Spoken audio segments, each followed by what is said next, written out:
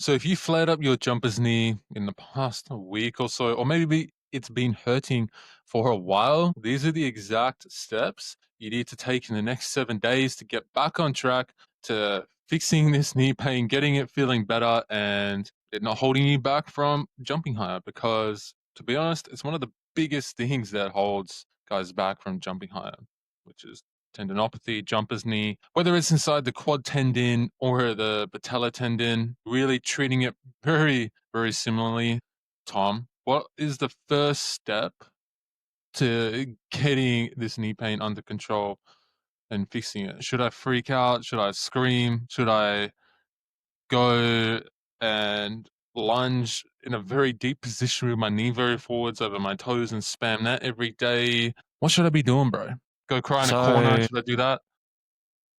that could be up there. That might be on the list. We'll circle back to that, just in case this other stuff doesn't work. We can always have that in our back pocket. But yeah, the first thing you got to do is stop doing what hurts, and also figure out how bad out of 10 pain is, and was it a sudden flare up, like you had no idea it was coming, you were training and jumping completely fine, and then on one jump it flared up, or has it been like you were saying before, a reoccurring thing, and it's kind of just gone to the point where you can't jump max anymore because you're in too much pain. Figure that out first, because kind of how you go about, the recovery process will, it'll vary and depend on those factors. So, what's the difference between those two things, and how should someone approach it a bit differently? So in general, if you're one of those guys and it's kind of like a thing you saw coming, or maybe you didn't see it coming, but it's been an issue for a while.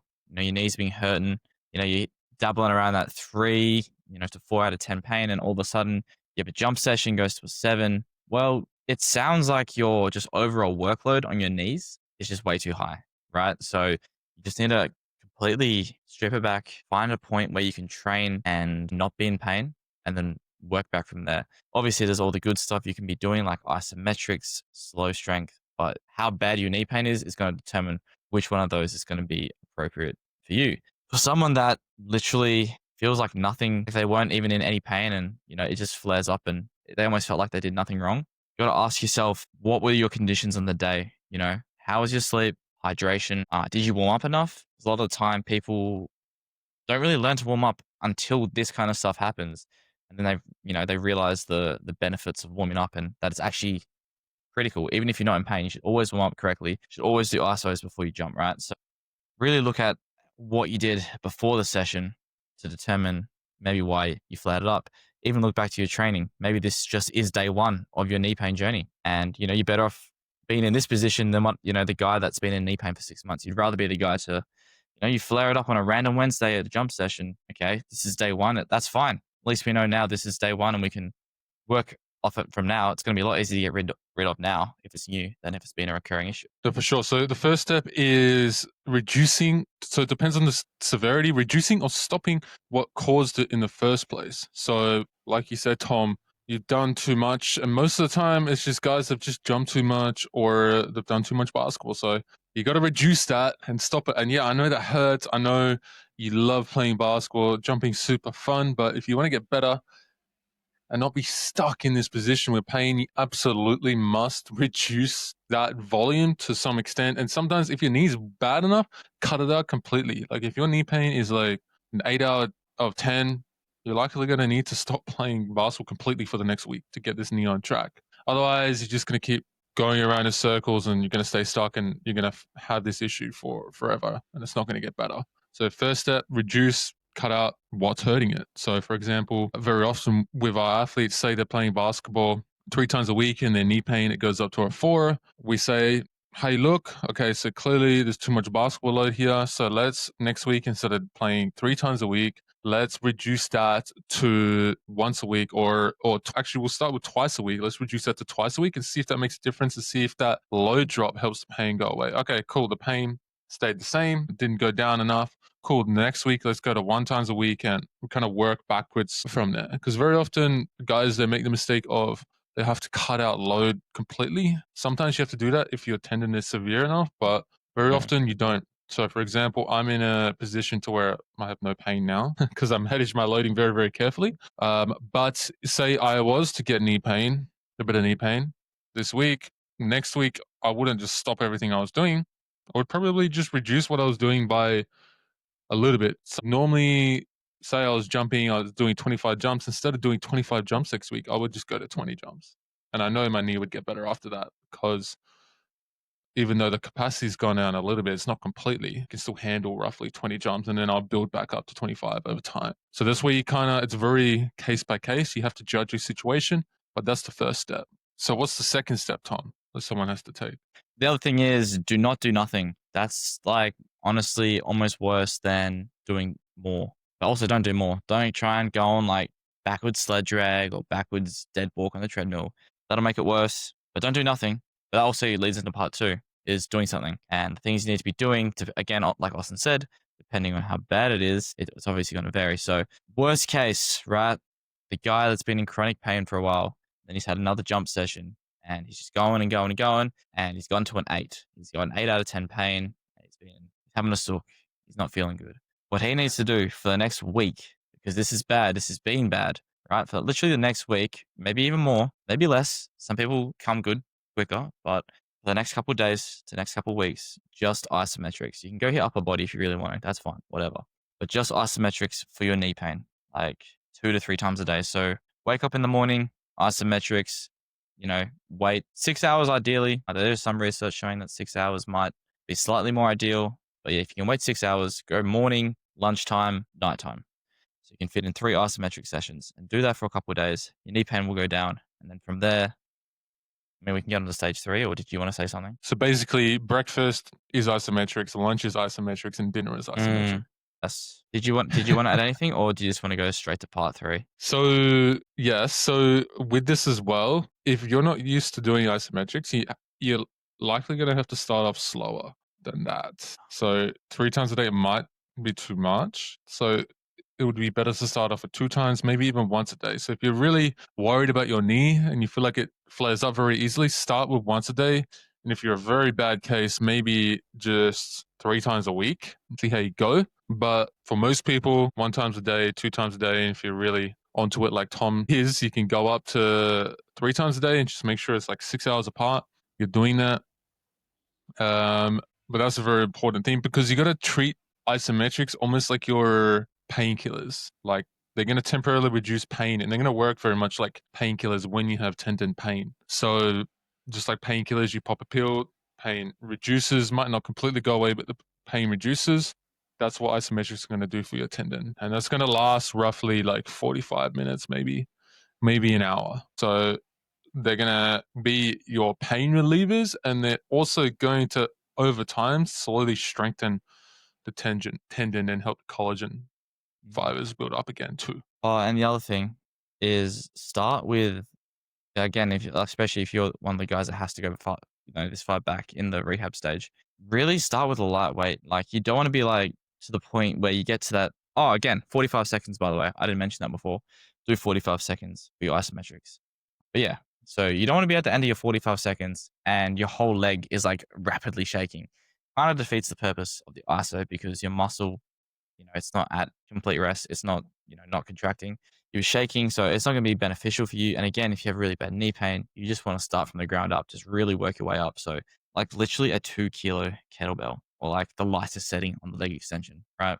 For example, there's obviously other isometric variations, but yeah, start light, work your way up over the weeks and months, and yeah, you'll be able to tolerate a lot more eventually. No, 100%. So stage 3, Tom. Stage 3, right? Actually, before stage 3, yes. If you guys want help and your vertical's stuck right now, check out the free quiz we have below. In 60 seconds, you can find out what's holding your vertical back and exactly how to fix that. So if that interests you, check that out. But anyways, back to the podcast. Tom, stage 3. Okay, so we don't stop doing ISOs. That is key. So just because you're in stage 3, you do not graduate from ISOs. In fact, you never graduate from ISOs. There's almost no reason to never do an ISO. Even if you have no equipment, there's stuff you can do. So even when you're fully healthy, you're fully recovered from knee pain, you can still be doing ISOs. Now, stage 3 is adding in strengthening exercises, but in the right way. So you want to be doing it at a slow tempo. And again, start light, build your way up, right? So if your knee pain's really bad, you may only be able to do a quarter squat with like a 20 kilo bar on your back. That's fine. We can work with this. And then you can, work the weight up, get to a certain weight, then you can start doing like a half squat, work the depth down. Because obviously, the more compressed your knee is, the more likely it's going to hurt and flare up. So you can add weight, you can add depth, keep the tempo about 5 seconds up, 5 seconds down. Don't bounce out of the bottom. Do a nice little 1 second pause at the bottom, then go back up, right? So yeah, slow strength. And you will notice after these sessions, your knees will feel really good. And this is kind of the point when people go, oh shit, man, maybe this actually does work. Because, if you're just doing ISOs, you're like, hey, is this actually going to fix my knee pain? But then you start doing stuff that's a little bit more intense and you start feeling good after it. You start to believe in the magic of isometrics and slow strength. Yeah, a good way to put it is almost like sex for your knees. I have used that before actually to our athletes. Yeah. And they agree though. They do agree. Because it feels good, man. It feels good. Yeah. And just like sex, you can do them isometrics every single day. So if you're lucky, of course. Mm. If you're in that scenario, if you're not in that scenario, then we can also help you fix that actually. But Hey, what? What can we fix? What podcast is this? isometrics, bro, come on. Okay. Come on. Anyway. All right. Anyways, back to talking about tendons. So this is the steps for the first week, and this will get your knees feeling a lot better and getting back on track. Following the first week, there's a lot more steps you need to take in order to build up the capacity of your tendon. There's way too much to cover in this whole podcast. But after someone's doing slow strength work, Tom, and we like to do, by the way, with our athletes, squats, so much split squats or lunges or anything like that. Also, leg extensions are really good too. Just because with lunges, like that back leg, the rec fem, the quad is getting stretched a lot. So it can be aggravating if you're in the more sensitive stages, of which you are, if you're in the first week. So we like to use things like squats and more partial ranges of motion because there's less compression on the tendon. It's going to make it less angry. It's not going to yell at you as much, and it's going to be a lot easier to progress from there. So starting off with partial range of half squats and then progressing to full range over time. And then after this, Tom, what's the next step? Wait, what did you say before that when we're not going we won't go into like extreme depth, but yeah, after your half squats, full squats, doing them slow, you want to build your way up doing landings. So I'll keep it nice and simple. Start at a landing height, step off a box, literally like 6 inches, step off. Doesn't hurt, sick. Just you want to keep your pain under 3 out of 10. Work your way up. Keep finding a height where you can push it, but it doesn't hurt. Keep working your way up. To the point you get to, about 20 inches.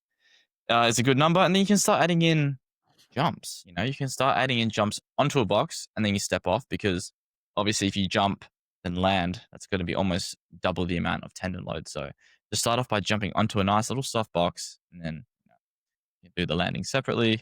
And that would be, is that stage 4 or stage 5? What are we up to? Well, I'm going to ask Tom, why can't I go straight back into playing 6 hours of basketball again and jumping how I was before? Why can't I do that? Like, wouldn't I be okay now? I have no pain. Well, you can do that, but you'll be in pain very quickly again. The key is it's all about work capacity. And, all this stuff we're doing is working on your capacity and keeping you within that pain range. And, you'll get to the point where you can go and play hours of pickup. You can go and have an hour-long dunk session whilst training strength, without pain. But it's a patience game. And sometimes you do regress. And that is very normal. We've had athletes, go on their knee pain journey, it's all going well. All of a sudden it flares up and we're like, oh no, what happened? And maybe we progressed the box height a little bit too fast. Maybe they jumped off a box a little bit too high. That's fine. Go back, work your way back up. And then, it's the same for jump sessions. Like when people come back to jumping after being in, knee tendon rehab, literally doing 70% jumps, or maybe we're just doing 1-step jumps and then we add in steps and then we add in steps, we add in reps. It's just all about slowly adding in your, work capacity, adding in reps, adding in intensity until you get to the point where you want to be, which is playing pickup, feeling healthy and jumping without pain. Yeah. It's unfortunate the body works like this. It's really frustrating. It's annoying. Like sometimes I wish we were just like Terminators. Yeah. And we're bulletproof and we could just do whatever we wanted, but unfortunately we're not. And that's how the body works. It takes time to adapt and build up tissues and grow again, especially if you've broken them down too much. And it's just don't shoot the messenger, please. Don't shoot the messenger. But also, this all being said, right? every time you get a knee pain flare up, and again, this is going to vary person to person. Every time you get a knee pain flare up, it doesn't mean you need to go back to stage one and do the whole thing again, right? Especially if you've gone through this once. Like we use an example as Liam Broad. He has a knee pain flare up. We don't have to go all the way back to stage one. Sometimes we can kind of get in that in between stage and just work up from there. And we've even had athletes, right? They're all fine. They start doing jump training, get a little bit of knee pain, and simply by adding isometrics, knee pain goes away and they don't even have to do any rehab. But again, that varies person to person. Some people that obviously doesn't just work like chucking a band-aid on it. Some people you do have to really be careful and nitpicky with this kind of stuff. But yeah, there's too many factors to account for that kind of stuff. No, for sure. And if you do it right, you can go from like not even being able to jump with crippling knee pain to like Liam to I don't know how many inches he added over the course of a year, but he went from like that to hitting his first East Bay, which is insane.